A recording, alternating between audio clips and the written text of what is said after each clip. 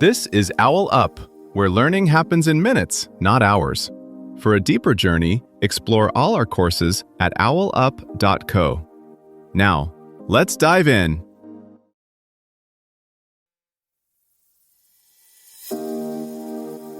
Welcome back to Chapter 2 of The Cosmic Storyteller, Tales of the Universe.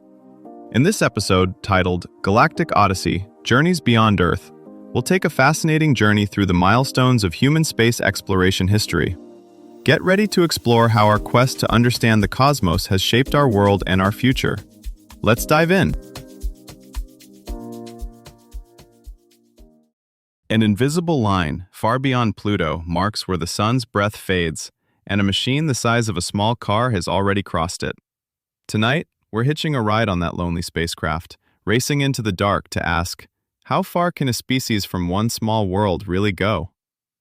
We didn't begin our journey with grand starships. We started by barely lifting off the planet. For most of history, space was a word for poets and priests, not engineers.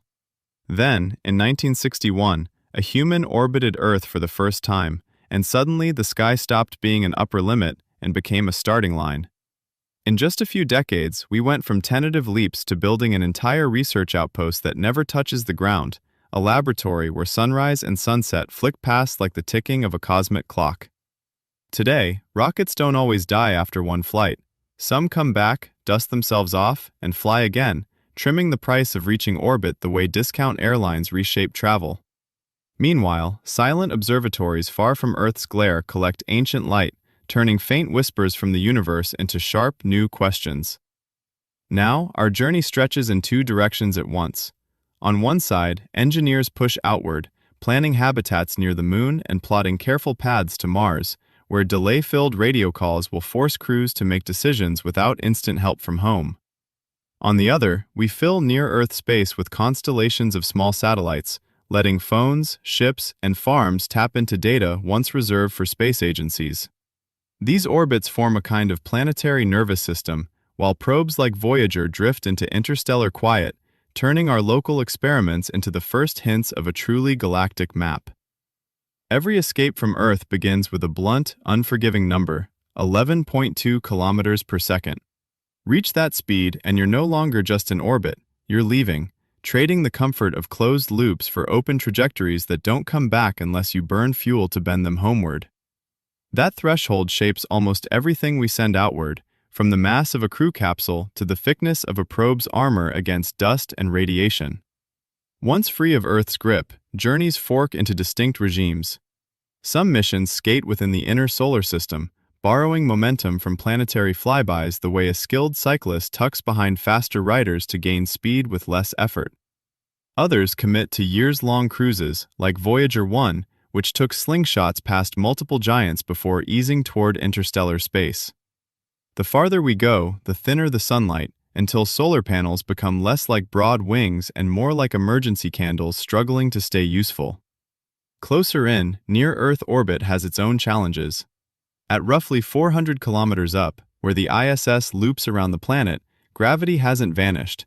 Spacecraft are simply in continuous fall.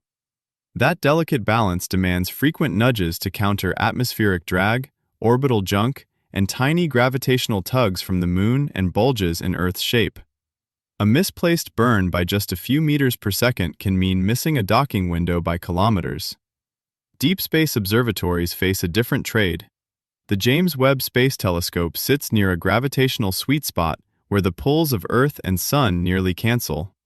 There, its 6.5-meter mirror, more than 6 times Hubble's light-collecting area, can drink in faint glows from early galaxies and cold exoplanets. But that perch comes with risk. No quick repair visits, no easy upgrades.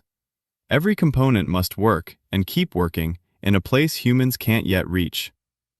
On the launch pads back home, reusable boosters chip away at cost and access.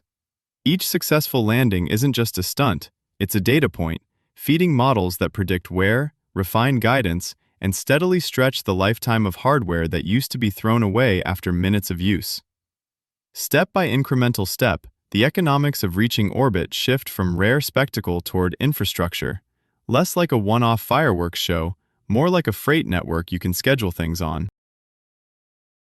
Meanwhile, two misconceptions quietly warp how we see this odyssey. First, our own celestial neighborhood is still largely frontier.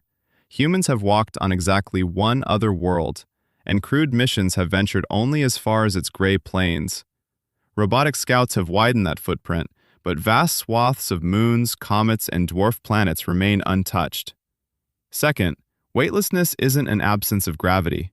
It's the sensation of falling without hitting the ground, a state that turns everyday acts, pouring water, sleeping, even swallowing, into small engineering problems. Yet even from these early forays, benefits cascade back. Technologies honed to time satellite signals with absurd precision keep GPS systems accurate enough to guide planes and tractors. Tools designed for moonwalkers inspired cordless devices now common in workshops. Sensors built to catch faint cosmic signals evolved into instruments that peer inside human bodies without a scalpel.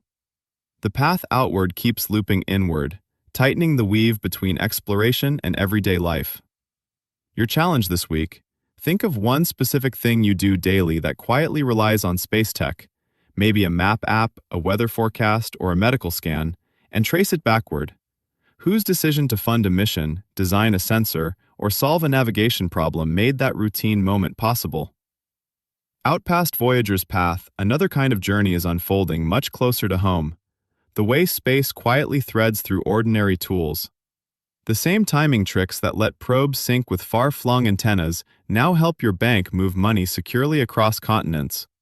Weather satellites don't just warn of hurricanes, they guide cargo ships, shape crop insurance prices, and even influence the cost of your morning coffee by predicting frost in distant farms. When engineers learn how to fold giant mirrors or antennas into slender fairings, that discipline of packing and deployment echoes in ultra-compact cameras and sensors in your phone. Think of deep space missions as high-risk R&D departments for civilization. A mission might spend a decade in planning and seconds crossing a critical launch window, but the software built to steer it, test it, and keep it alive becomes a toolkit other industries quietly adopt. One carefully flown trajectory can rewrite spreadsheets in logistics companies, tune algorithms in hospitals, and refine climate models that help cities plan for rising seas. Voyager's distant path hints at a coming shift. Our maps may soon extend naturally from city streets to cislunar highways and resource depots. Lunar ice could be refined into fuel, turning the moon into a kind of orbital gas station and logistics hub. As the space economy grows, contracts and treaties may matter as much as thrust. Who owns mined water? Who cleans debris? Who speaks for a fragile moon or asteroid before it's carved into supply chains? Soon, leaving Earth may feel less like a rare expedition and more like catching a long-distance train. Scheduled windows, known routes, refueling stops in orbit. As we sketch those timetables, new questions surface. Who controls the tracks? Who buys a ticket? Who gets left standing on the platform? Reminding us that the next frontier is as social as it is cosmic. Start with this tiny habit. When you look up at the sky, even just walking outside or glancing out a window, quietly pick one star or bright point and imagine which episode of Galactic Odyssey would feature a journey starting there. Then, whisper a one-sentence mission log to yourself like, "Day 1 of my voyage to Proxima Centauri. I'm stepping outside my comfort zone by tiny thing you're doing today." If you're indoors at night, use any small light, like your phone notification LED, as your star and do the same thing. This was OwlUp, your daily step forward. This series continues with more chapters on OwlUp.co. Visit OwlUp.co to access the complete course and continue your learning journey. See you there!